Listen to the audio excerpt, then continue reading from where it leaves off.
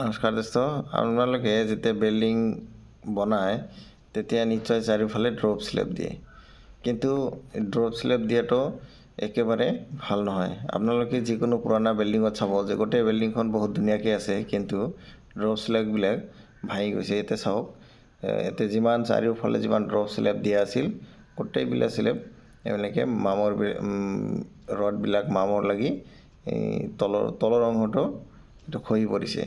কিয়নো এতিয়া গোটেই বাৰিষাৰ ছিজনটো এতিয়া পানী পৰি ঝিকি থাকে, তাৰ কাৰণে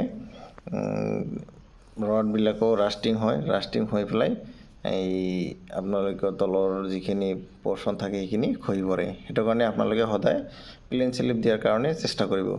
এনেকৈ ড্ৰপ স্লেব কেতিয়াও নিদিব। এইটো দিলে আপোনালোকৰ এইটো উইদিন 10 yearsৰ ভিতৰত আপোনালোকে এনেকুৱা দেখা পাব যে চাৰিওফালে খহি